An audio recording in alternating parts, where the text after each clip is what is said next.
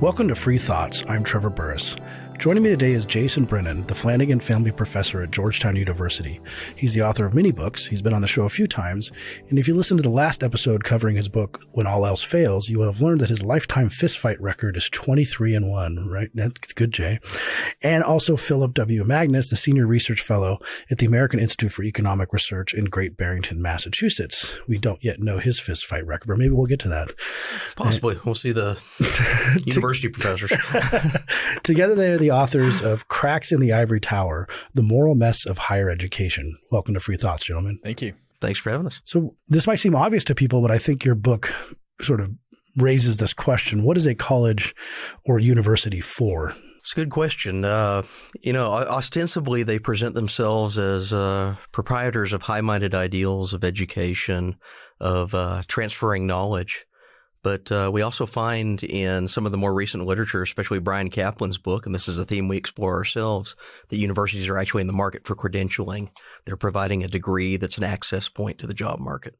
Yeah, in the last chapter of this book, we review maybe 6 or 7 different items or things that universities could be aiming toward. They could be museums of ideas, and if they are, they're very poor museums. They could be things meant to originate ideas. So very few universities are actually in the idea production regime. Maybe a couple hundred do that. Most of them simply regurgitate ideas. They could be about teaching students and giving them skills, but pretty much all of them fail to actually do that. There's a couple other purposes that they might have, like there could be public investment machines and that kind of stuff. And they seem to be pretty good, at least for that purpose. So but the things that they advertise themselves as doing aren't what they actually do. Your book reminded me of something actually that Brian Kaplan told me one time when I said something like, public schools are very inefficient. And Brian said, but they might be extremely efficient at delivering a specific good that is not the one that you think they're supposed to be delivering, like having good pay for teachers and secure jobs. And maybe extremely good at that. And I think a lot of the things you see in your book is that if you look at the incentive structure, you might say public universities or just universities in general may be bad at being these sort of paragons of enlightened discussion, but they're really good at some other things. And everyone wants something different out of these universities. So what are academics looking to get out of the university? I'd say employment first and foremost. And you find this as a recurring theme that university professors want a good, stable, secure, well-paying job to do things that they like. And if you have an intellectual hobby that's very heavily interested in a specific discipline, if you really like history, you really like philosophy, you really like math, there's almost no better job that you can get to be paid to sit around and study that on your own time and your own direction, basically the entire year. And not only that, have all the perks that come with academic life of being self-directed in your research. You get to choose what you want to work on. You have a large summer break. You have opportunities for travel around the world. So these types of opportunities that exist with an academic job are very, very appealing for people who want to work in that area. Now, how do we see this play out in terms of the sort of the inter-university, inter-campus politics between – so, of course, every professor wants employment, but as Phil pointed out, there might be a difference between 14th century Estonian choral music and economics professors, and then there might be some tension there. Yeah, you can think of the entire university as being it's made up of a number of individuals who work as individuals, but also are part of interest groups, and they know that they're part of organized interest groups. And they're all organizing to fight over a limited amount of resources and power and status. And so administrators, they try to get more money for themselves and more status for themselves. And the way that they do that might be by inviting external control and external regulation, which then allows them to hoard over the faculty and force them to do things. As an individual administrator, you can get more money for yourself and more status for yourself by increasing the amount of stuff that your office does. And that can mean including useless stuff or counterproductive things, or by increasing the number of staff who work for you. And then you can externalize the cost of that onto others, but you in turn get a higher budget for not just your office, but also you get a higher salary and more status. Individual academic departments, like English or economics, have that same kind of incentive where I benefit from being in a larger department rather than a smaller department. That means more money for me. Students have similar kinds of things where when they're making decisions about what's worth doing, anytime there's more programming or more perks added, the costs are diffused, but they often have the benefits concentrated. And so everybody's kind of lobbying to get more for themselves. And then the odd thing is that the people at the very top, the presidents and so on, you might think that they would think, well, we should try to have the most bang for a buck and be efficient and try to lower costs. But you never see a president come in and say, I'm going to try to deliver the same amount of good that we're doing right now for 25% less. I think we can do it if we trim like the fat off. Instead, they have this weird thing where the more money the university spends, the more impressive they look, and the easier it is for them to then go on and move on to another university and get a bigger pay raise for themselves and so on. So everyone has this incentive to just increase costs. And you said you guys cite something that I didn't know, but the U.S. News and World Report that has a direct relationship between how much you spend per student. So if you spend less and get the same output, your ranking will go down, which is insane. Yeah, we grabbed their algorithm, and we didn't have access to all of their data for everything, but we could make some rough calculations based upon the numbers that they had. And so it worked out to be something like the year that I looked at the thing in the book, it was like, I think it was like the 2018 data. The University of Chicago was ranked number 3.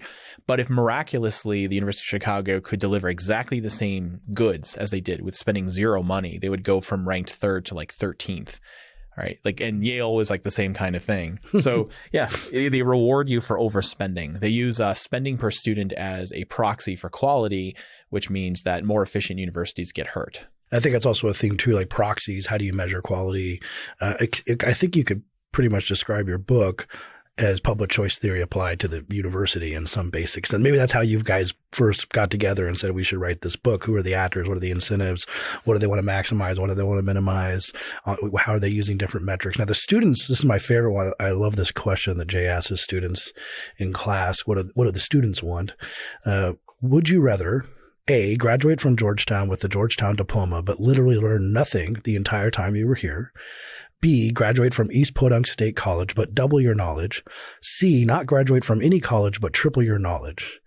How do your students rank those preferences? Oh, in that order. Universally, they would prefer to have the Georgetown degree with no increase in knowledge to having a lower quality degree, lower prestige degree with a massive increase in knowledge, to having an incredible increase in knowledge with no degree at all.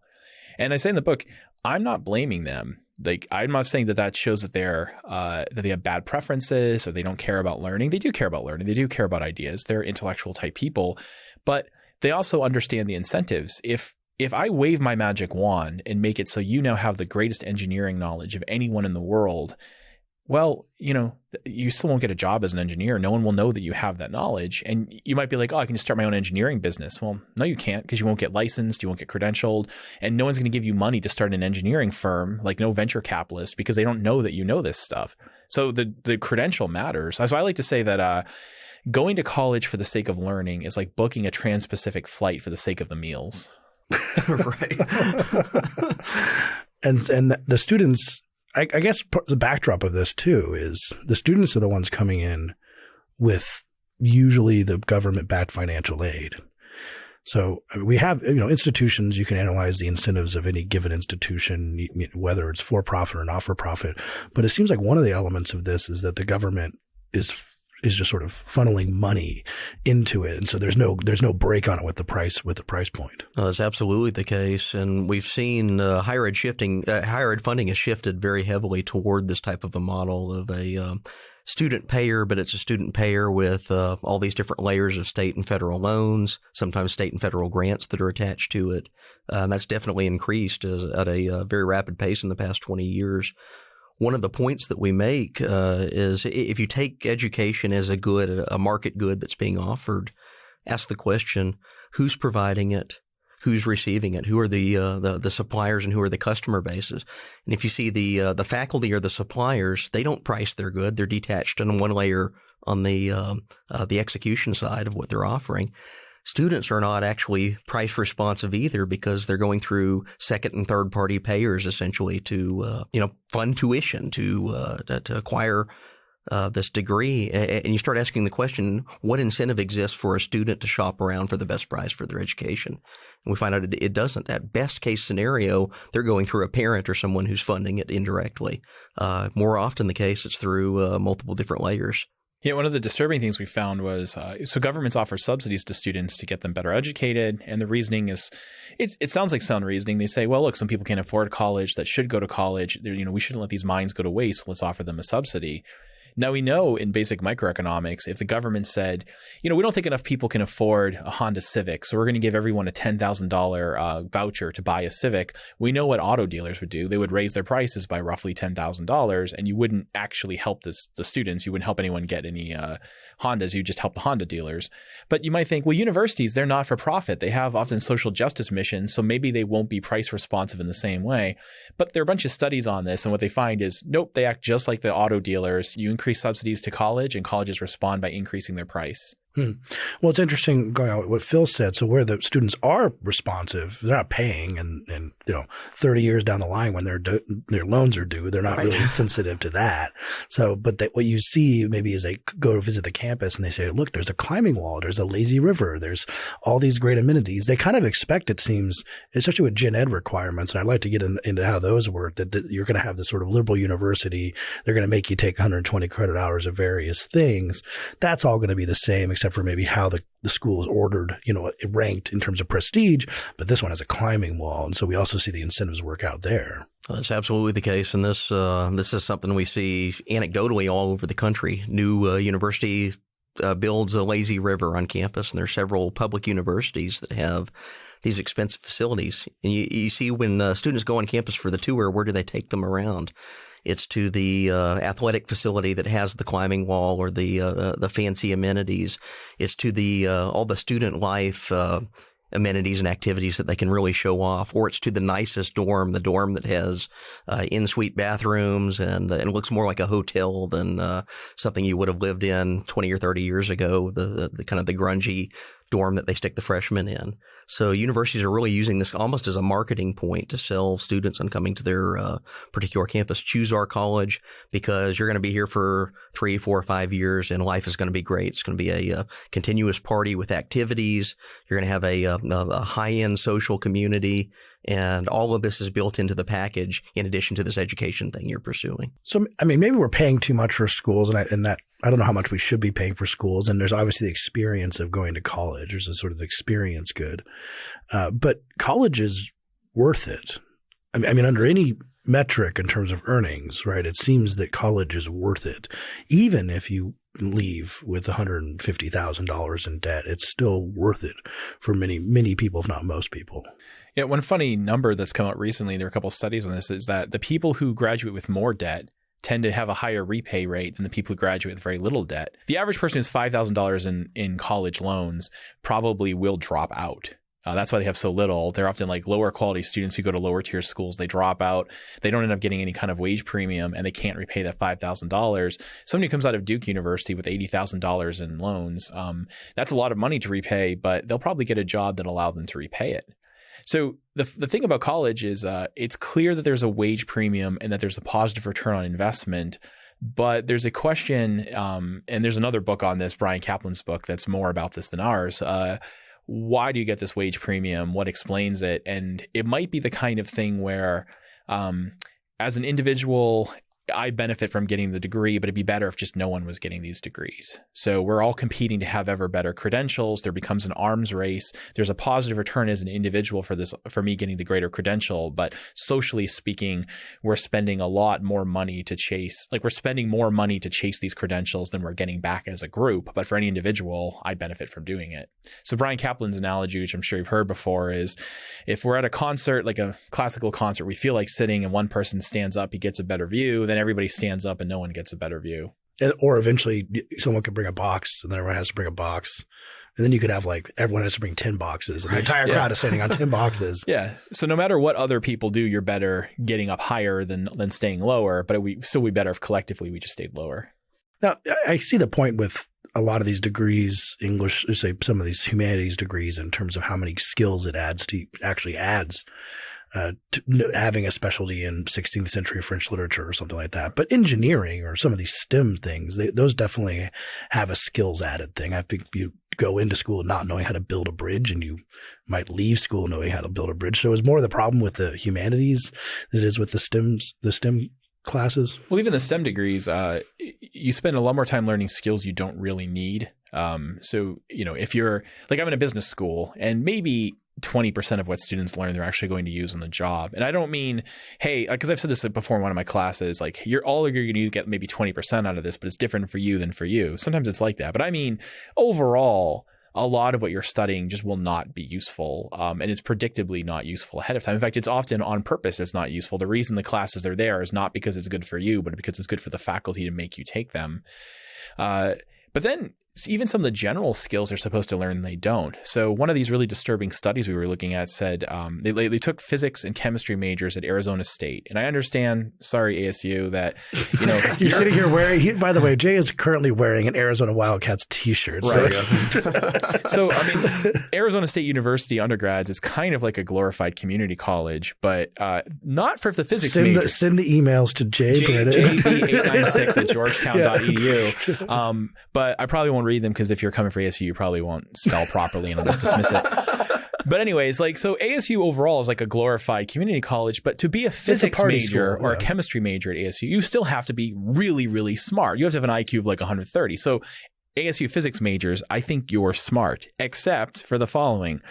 They do this study asking them really basic question about understanding science. So this is the question, it turns out, like, this is the studies being done, like, to see if people have a general scientific reasoning ability. And they say, all right, we have a number of people coming into the student health center and they're reporting mental illnesses of various sorts, and it turns out they're not eating. Does it follow from that if they ate better, their mental illness would go away or be improved? Very basic question. If you've taken a science class or you're good at science, you should be able to answer, no, it doesn't follow. It could be that that's actually a symptom. It has a common cause, and you could devise certain experiments to like study that. And then they wanted to study how well do senior physics and chemistry majors do answering this question. And they had like a 0 to 4 scoring system, and the overwhelming majority of the people got a 0.5. So they were just horrible. After 4 years of studying science, they can't take that skill, this general scientific reasoning, and apply it to a novel question outside of the narrow domain that they've studied. And these are smart people with IQs of 130, right? Not the average ASU student, as I said, is dumb, but like the smart ASU students. Maybe the problem, critical thinking skills. We send people to universities and we have all these gen ed requirements to I remember I went to Boulder and, we had cultural literacy and we had composition and some math and foreign language, stuff I tested out of in high school. But learning this stuff helped me learn better skills, like just generally writing, critical thinking. Learning a foreign language taught me more about my language than any English class I ever took, because you're learning about parts of speech and how different languages work.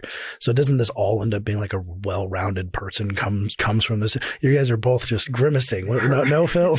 Yeah, I guess there are two layers to this problem. And the first is if you ask the students, what kind of skills did you learn in college? And they have surveys where they go and ask students that are recent graduates, how would you self-evaluate your writing skill? And it's always above average to excellent. You get major segments of the student population think that they're wonderful writers. They've gained all this stuff. They're all from Garrison Keillor's town. Yeah, exactly. Yeah. Everyone's above average. And then you go ask the employers, people that are hiring on the first layer of the job market, people that are taking entry-level employers, what skill do your employees lack the most? And they all say they can't write. Their writing skill is terrible. So you have a difference in perception of the students themselves that are coming out of this program, but then also what the employers are saying. It's just completely at odds with each other. Add on to that actual measures of what these programs are being delivered. And there are several studies that have been done where they'll say administer a test to freshmen their first week of campus. They'll ask them maybe write in response to this prompt essay, and it's to evaluate their critical thinking skills, evaluate their writing level, just basic introductory stuff when they're coming out of high school. And then they come back and they administer the same test again at the end of sophomore year. So after you've been through 2 to 3 semesters of English and writing, another couple of semesters of gen ed humanities, first year experience type of classes. So supposedly you should see a measurable increase in all these different skill sets, and there's no difference. There's no difference whatsoever between the first time it's administered and then after 2 years and however many classes later. There's no improvement that's seen for the typical student. Few minor exceptions. If you're an English major, it does seem to go up. But for almost everyone else who's taking these classes, it's just not discernible that they're doing anything at all to their benefit other than taking their money and keeping professors employed. Most students get worse at math over time too. Yeah. If you're not using math, you come in better at math than when you leave. Yeah. That's why like the GRE math section is often easier than the SAT math section. Exactly. Yeah. I mean, but what about cultural enrichment? I mean, this seems to be, if we're trying to get people to enjoy, a liberal education being, I've read Shakespeare, I have some familiar with Dickens, I know what references are. Maybe I took a music class. Maybe I went and read some Plato in a philosophy 101 class. I mean, that they have a familiarity. They might be able to answer a question about Plato on a test and be like, yes, I know what the Republic was. That seems like a good thing. Well, even not that there's like a study directly testing how much people remember about Plato, but just like this kind of general knowledge of what they learn. Forget about the soft skills, which for 9 out of 10 students don't go up very much.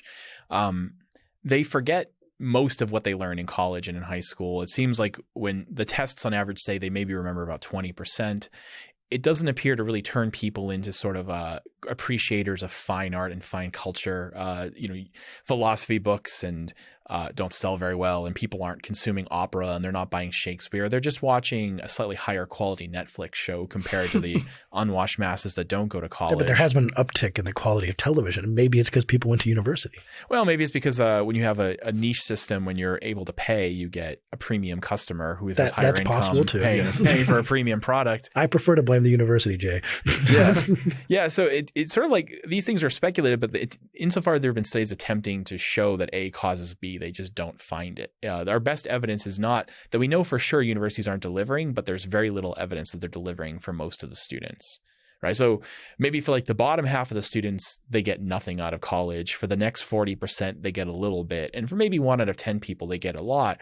Interestingly, people like you're an intellectual. And when educational psychologists study professors and intellectuals, they're the people that retain a great deal of stuff from all their different classes, and they synthesize it and they apply it and transfer it to novel situations.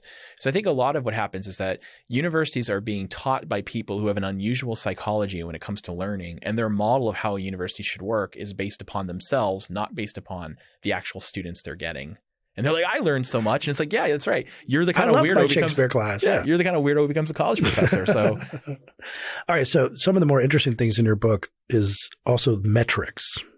And it's kind of interesting, I think, when you find metrics that this is actually more common, I think, than a lot of people realize, that you can have an institutional effect where everyone just sort of pays attention to a metric because it's what they use, and it's been solidified over time. The Nielsen ratings in television have worked this way forever, even though they kind of know that they're BS, and Sweeps Week was always like BS. They all just sort of solidified around them.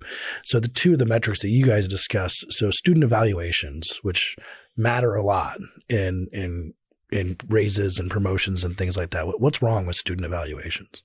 They're basically incoherent in the way that they're administered. They don't really tell us anything at all. They're also very subject to bias. So there are several studies that have revealed that the difference between a male and a female professor is going to affect how students are rating them, what they write down. If you are attempting to aggregate, for example, a series of student ratings across classes, the quality of what goes into the material is highly variant. A lot of it's also correlated with how well you did in the class. So students that get A's tend to write better evaluations, for example. Professors that are hard graders get penalized in terms of that. So trying to use this as kind of a standard metric to evaluate teaching quality across the university becomes just basically an incoherent basis to make decisions on. And not only that, there are some elements that could be said to be outright unethical if you're using a metric to make promotion or hiring decisions, and it's actually incorporating other personal biases that students bring to the table. That's a real problem. Yeah, in the book, we go through very carefully what would it take to actually measure teaching effectiveness. And it would require randomization of students and a bunch of other things in order to control for all the confounding variables, which would interfere with student freedom and academic freedom. And then you could in principle measure it. And insofar as people have a number of different people have run studies trying to see, is there a correlation between genuinely measured teaching effectiveness versus what happens on people's SET scores, student evaluation scores? It's probably negative. It's probably negative. There's a very slight negative correlation. So Phil and I, we put in our scores and like, just Right. be like, we're not special pleading. We actually get like highly above average scores. But then at the end, we're like, but if anything, that's a count against us because there's a slight negative correlation between how much students learn and what our scores are. So they're reliable, which is a technical term meaning that people tend to get the same score over and over again, but they're invalid, meaning they do not track teaching effectiveness. Anything that can meaningfully be called teaching effectiveness is not captured.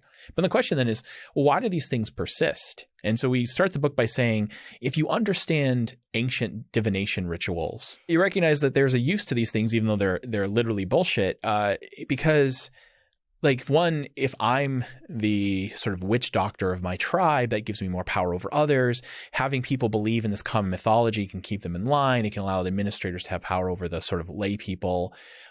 Students might not, they don't seem to know that they're invalid. So they feel like they're getting their input and they feel placated.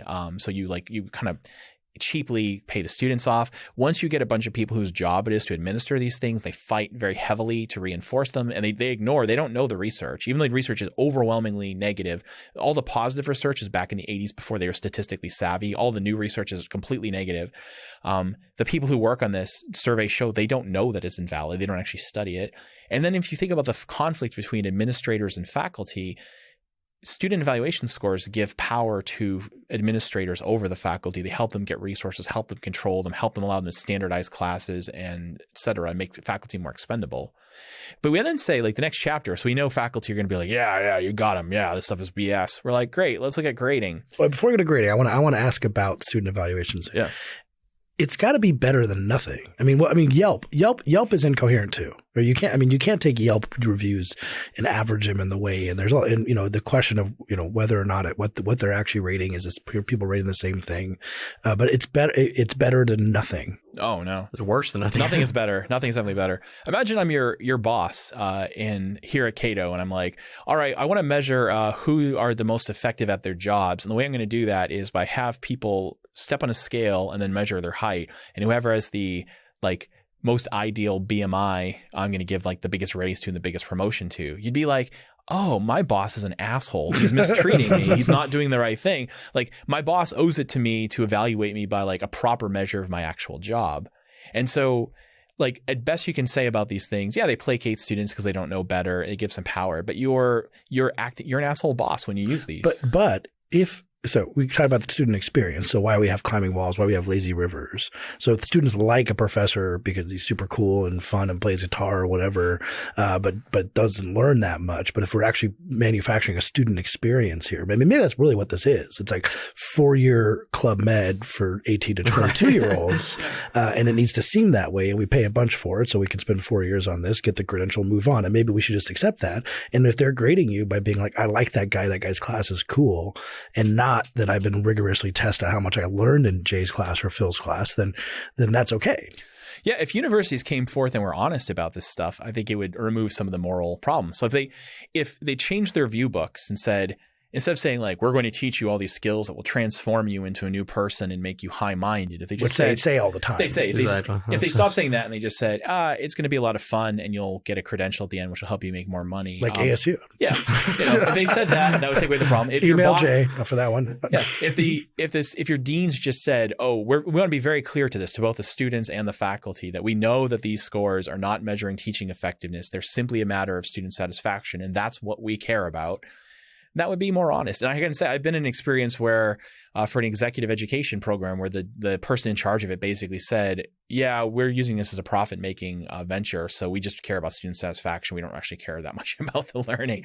And it's at least he's admitting that, And if they do that, that's fine. But that's not what they're doing. They're using this under the pretense that they're measuring certain things and delivering certain skills, and they don't, which makes them either liars or, in most cases, negligent because they should know better. They shouldn't just say it, right?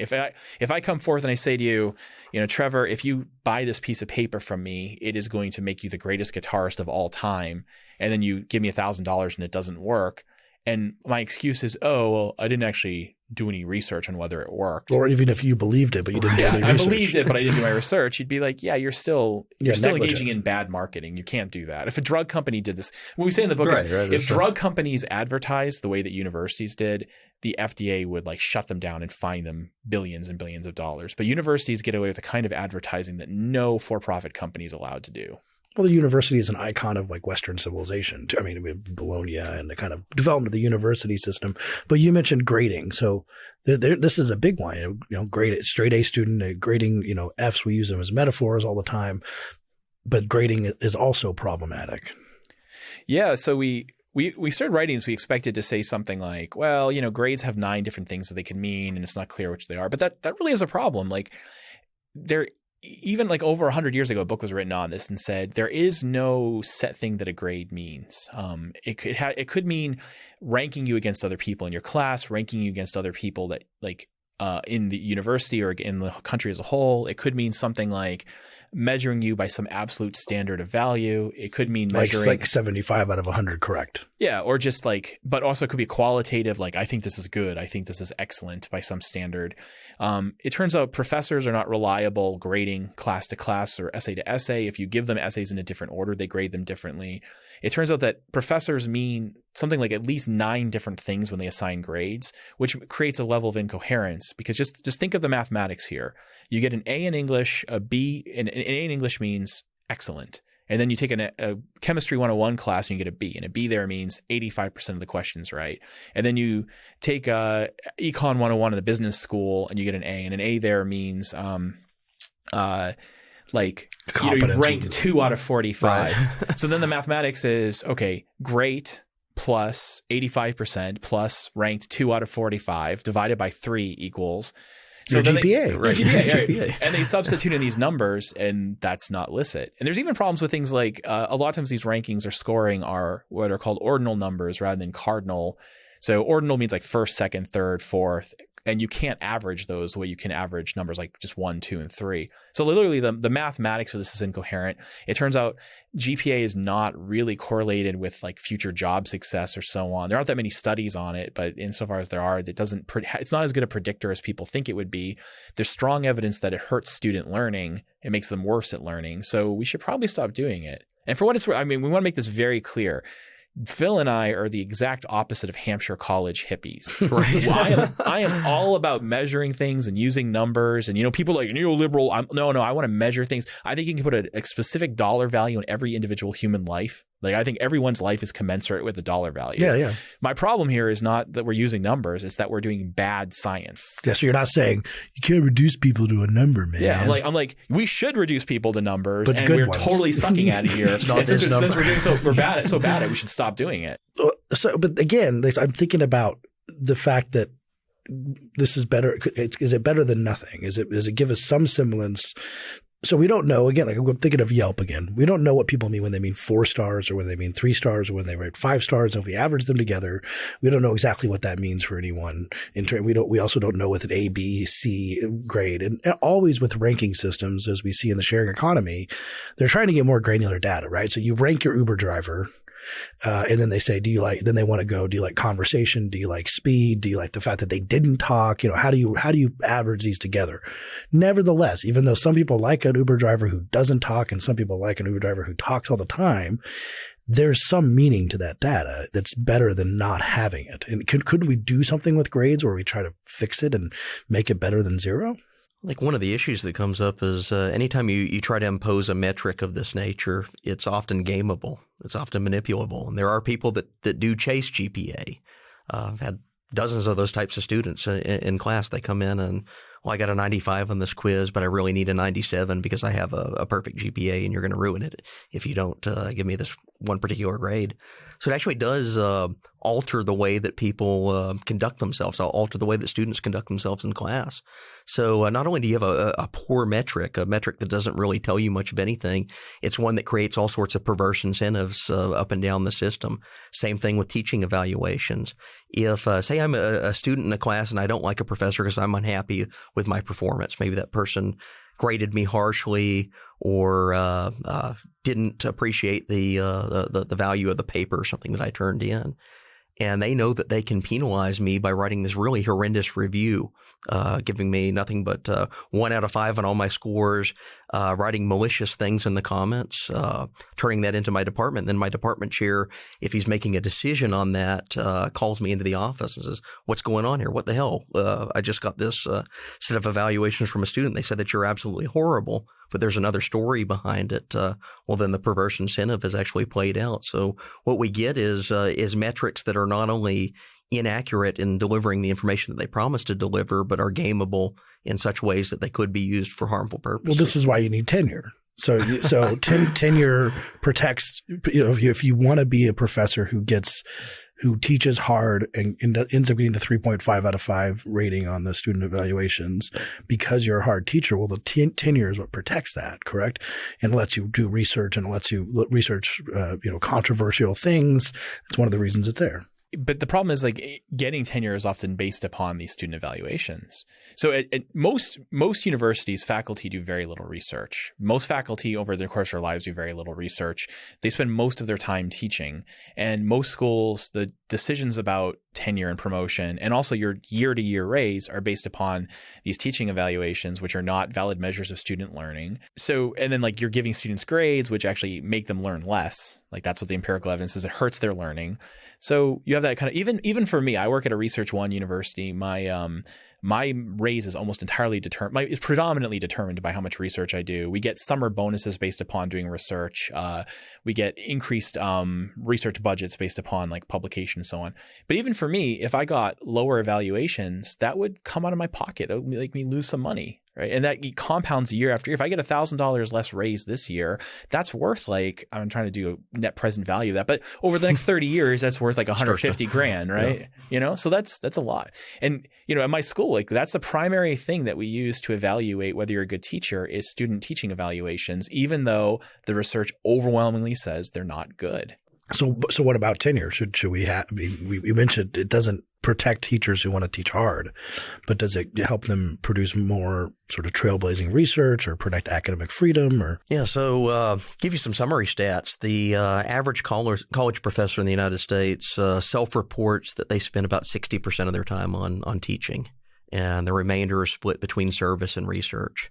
If you actually get into what they're researching, what they're producing, typical professor publishes less than one piece of research in a given year on average. And this could be anything from a simple book review all the way up to a 500-page manuscript. And I imagine that's probably, if you average everything, you have some people who are, that curve is extreme. Right. We have people who publish, like Jay, who publish 20 things a year, and then we have 2 people, and then the average is 11 between Jay and another professor. It is. And it's very much a skewed distribution, but the skew is much to the lower end. So you have something like 25% of professors that do next to nothing in terms of research, next to nothing in terms of output.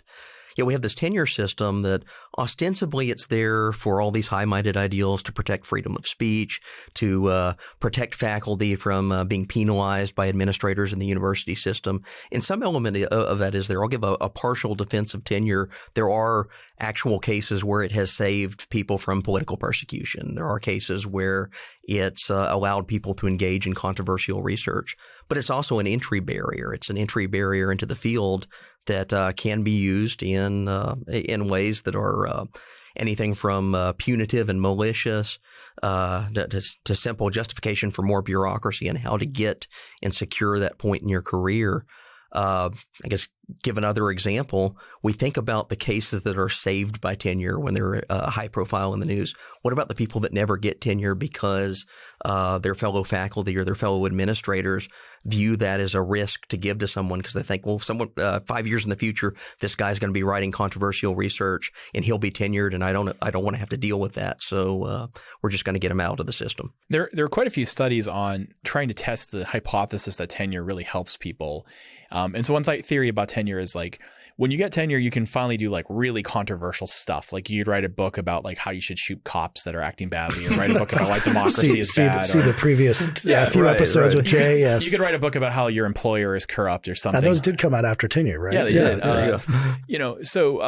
But there are people who've tried to test this in economics and sociology and other fields, and they'll try to get like independent research on like evaluation of how high hitting is this research and so on, and how productive are people. And what you find is that the threat of not getting tenure makes people really swing for the fences and like work very productively and produce a lot of stuff. And then upon getting tenure, people produce less and they become more conservative in their work. So on average, like for most faculty, like what happens is when you remove the flames from under their butts, they work less. And that wouldn't be surprising if I said to like Tom Brady, you know, the greatest quarterback of all time, like if Bill Belichick said to him, you can be a quarterback for the rest of your life, no matter how badly you played, you'd think he'd probably play a little bit worse. If I said to the average McDonald's worker, I don't care if you burn every single French fry, you're still getting a, you know, at least a cost of living raise and you can work here forever, they'd be less productive and less good. It turns out faculty are exactly the same as everybody else. They're not high-minded, worldly. Yeah, they have incentives too. What a shock. Yeah, they respond to incentives. Yeah. So I'd like to get into some of the controversy that Phil's Twitter life was for lack of a term. So there's a few things. So we have people who are lamenting the nature of the university, but they often claim it's because corporations are sort of taking over the universities, or neoliberal ideology is taking over universities, not these kind of basic incentive structure that you're talking about. So what do we say to those ideas? Oh, the poltergeist concept. The poltergeist, we develop in the book. What is a poltergeist? It's this phantasm, this ghost-like creature that moves into a house and inhabits it, and causes a mess around the kitchen by throwing things out of cabinets, causes creaks in the night, all sorts of problems. But the other thing about a poltergeist is they don't exist. They're not real. They're not actual entities. So we use this as a metaphor for major critiques and diagnoses of the university system that we hear, especially in the higher ed press. If you interview professors, what they do is they look around the university system and they see there are real problems. There are problems in employment. There's a huge job crunch in the humanities, a glut of PhD seekers for jobs at a time when there are very few jobs to go around. The number far exceeds what's available to make a career in that. They also see administrators acting unethically, or things like the college admission scandal. So very real diagnosable problems. But the tendency in this the strain of the literature in this press is, rather than to get into what are the institutional underpinnings or some of the reasons behind these problems, they'll seize onto a poltergeist, a phantasm. And two of the most popular ones that they come into are corporatization of the university system, or closely related neoliberalism. It's kind of this boogeyman term that is all-encompassing. It's supposed to explain everything that's wrong with the university system. It can't be something that we're doing wrong ourselves. Rather, this outside other has moved in and invaded the universities and taken away all the things that were good about university life 20 or 30 years ago. And turned it into kind of the service of this mess. We ask the question when they're diagnosing these phantasms, they're diagnosing poltergeists. What is the term? What does it actually mean? What is neoliberalism? And you can go through a 10,000 article and book literature on the question of neoliberalism, and you find that there's no clear, coherent definition of what it even means. It's really kind of this pejorative term that's thrown out to encompass markets in general, economics in general, but above all else, things that I personally don't like. So it becomes kind of the scapegoat for getting around actually having to confront real problems, real issues. Or are we seeing university faculty more friendly to markets, or more? Oh, quite the contrary. And there actually is good survey data on this. We don't try to make this as a left versus right point at all. We aren't trying to get into the ideology, but it is nonetheless measurable. So if you were to ask the question, what does a neoliberal university look like? We'd suppose that professors are becoming more market friendly if neoliberalism's invaded the professoriate. Or the administrators. Or the administration. The president. Everything all the way down. We should start seeing if neoliberalism's taken over the university, they should be hiring neoliberals. And it's actually the opposite trend. Faculty on a whole have moved dramatically leftward in the past 20 years. And administrators. And administrators. And it's just up and down the system. So faculty have gone from maybe about a 40% left-leaning plurality to now it's a two-thirds majority. They start polling administrators, and the administrators are even further to the left in their political identification than the faculty. So this is not market ideology that's invaded the university system, or if it is, they're doing a really poor job of ensuring that this is enforced. So we ask this question: is like, does this claim of neoliberalism taking over the universities even hold up? And metric after metric after metric of attempting to discern that reveals no evidence in favor and quite a bit to the opposite. Yeah, the universities are the most neoliberal back in the 50s. Yeah. That's when they were neoliberal. Right. Now, if it means some sort of general market friendliness. Yeah, now they're very left-leaning, and that's just everyone from the top to the bottom, very left-leaning, social justice oriented. And we're not saying that's bad, but we're just saying there's no neoliberalism here. There's no evidence of this infection. So one thing that's nice about this chapter, which like Phil mostly wrote, was he, as best you can, operationalized the claims that people are making and then measured them and said it's the opposite of the trend. Like corporatization is not the right diagnosis. It's rather just an Niskanen effect of budget maximization within smaller bodies. Bill Niskanen, not the Niskanen Center. Yeah, not the Niskanen Center, the not aptly named Niskanen Center. So it's bureaucracies want to increase their they want to increase budget. Their discretionary budget. And so what we find is like you have these highfalutin stories that people tell where they don't really give a causal explanation or a mechanism by how it would cause it. And it's like, oh, maybe you're right, but the evidence goes the other way. And then we can just tell a simple story about there's this person, they have this incentive to do this thing for themselves, and they can externalize the cost on others. And what we offer as a diagnosis explains everything without having to get into highfalutin concepts. So if you mug somebody, the first thing we want to ask is like, well, was he just being a jerk? He thought he could get away with it and get some money, rather than start talking about, did Satan possess you or cause you to do it? Like, we don't go to the satanic explanation until you need to. Until you need to. Yeah. So if we're looking at some of these problems that Phil mentioned, that the academia has acknowledged with the college admission scandal, we have an increasing sort of skepticism toward college and whether or not it's worth it, all this kind of stuff. And if we did a radical reform for example, we kind of broke it up, made it much more vocational, whatever, kind of broke up the kind of gen ed requirements. How many people on the universities understand, for example, like professors and PhDs trying to get their PhD, that if there wasn't a requirement that they take your class, like sociology and stuff, they understand that they would literally have no students like in a market voluntarily going. They would say economics is a good degree for getting a lot of career path. Sociology, you have to kind of make people take it, and then you could justify the existence of the department. And you guys talk about these things, these meetings you've been in where someone says, we're going to create a new engineering degree. It's like, well, only if you create a new sociology professor like position to study the sociology of engineering. And it seems like that might be extremely conscious. I have to protect my department or no one would actually go to my classes. So what we develop in the book is basically a theory of academic rent seeking, and it parallels rent seeking in the political world. So he asks the question of what does a university exist for, and ostensibly the high-minded version is introduction to a wide range of subject matter, all the liberal arts. A person emerges from a degree program with a well-rounded education. But what we actually find is that the departments that are facing declining enrollments, they're dropping majors, they're less and less popular, also tend to be more reliant on making their classes mandatory. So it's not that you walk into the university system and you have to take one math, one economics, one English, one history, one philosophy. It ends up being maybe you have one semester where you choose between economics, sociology, and psychology, and 4 semesters of English. So English is something that's very rapidly contracting in terms of majors. And there's actually some empirical evidence of this. So there was a study done in 1974 where they polled most of the universities in the United States and says, what's your English requirement? What's your introductory writing requirement? And most universities answer, well, we have 1 semester of writing required of all freshmen. So they repeat this survey about 30 years later to see what's happened. And the gist of the empirical data is the number of writing requirements have doubled in that period of time. But yet we also have all this other evidence that writing's not getting better. In fact, it's getting worse. So the diagnosis of poor writing skills is to make people take more and more classes in writing, but it's not actually doing any improvement. So we come up with an alternative theory. And the theory here is that it's actually the departments that are lobbying to get themselves inserted into the gen ed curriculum.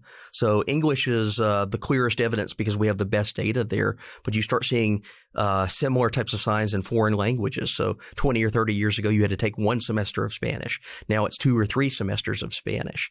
And it just so happens that foreign languages are also declining in popularity as majors.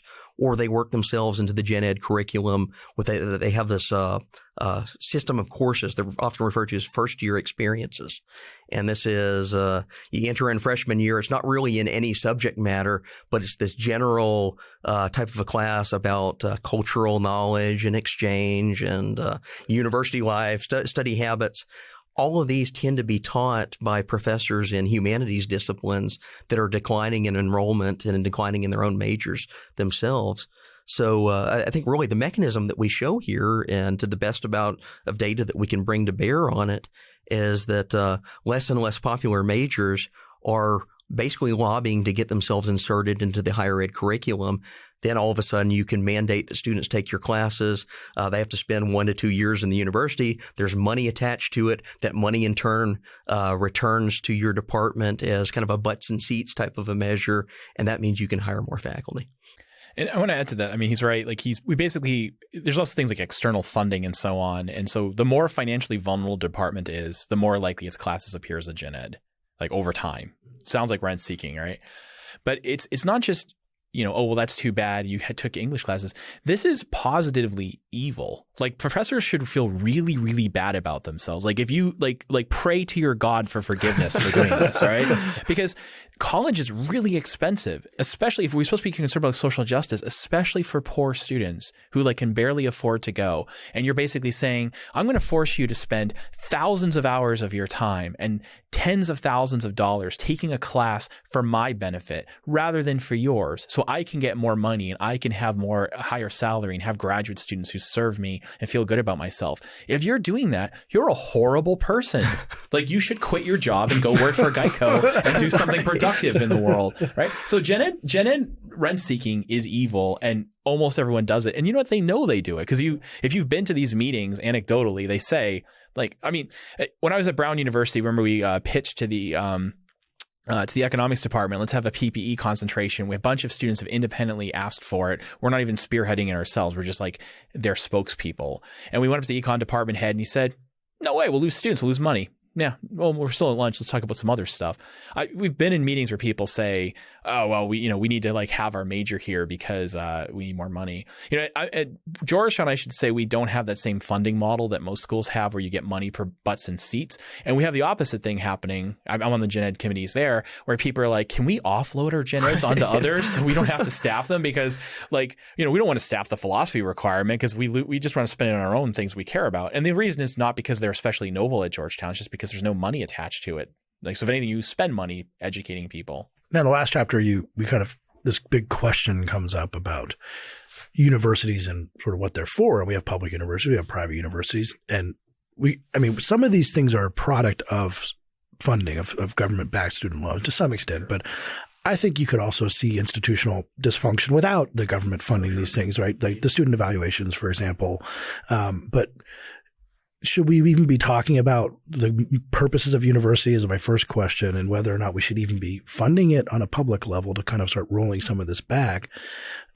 Should we view education as a public good in this thing, and that we need to sort of fix how we're doing this and maybe have the government come in and fix this stuff? Or there's a lot of incentives here that are out of whack and it's hard to fix. So maybe the first thing we do is take away the government funding and start some other processes going. I think there's a broad question here. Who are universities answerable to?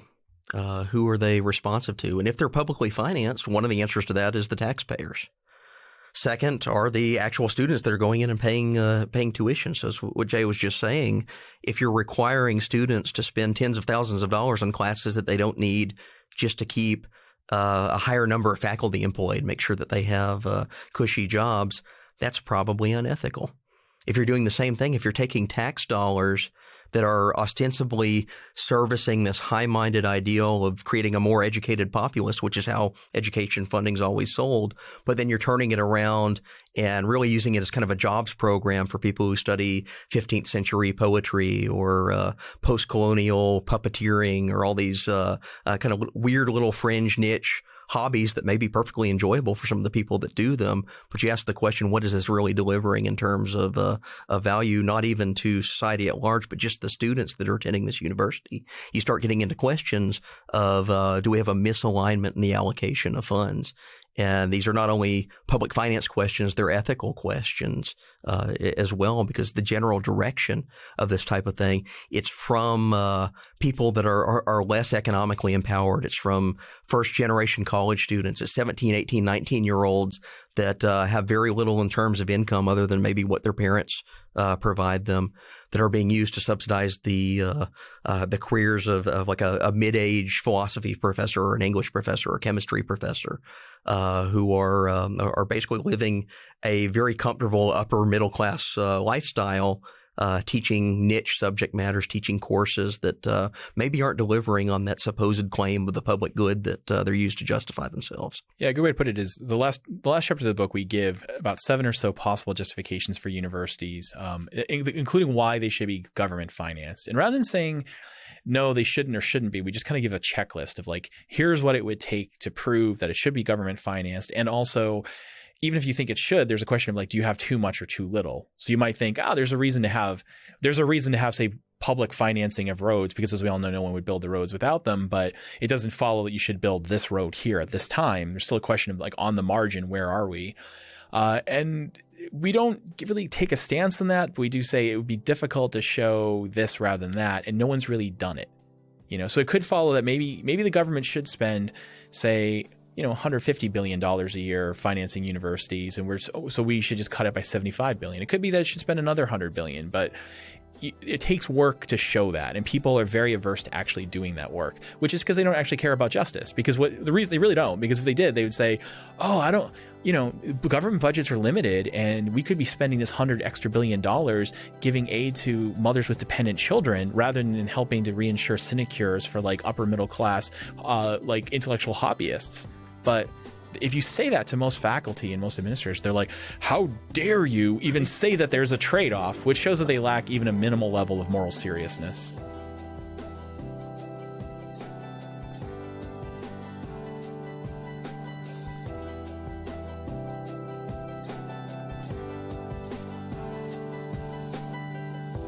Thanks for listening.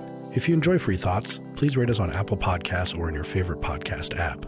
Free Thoughts is produced by Tess Terrible and Landry Ayers. To learn more, visit us on the web at www.libertarianism.org.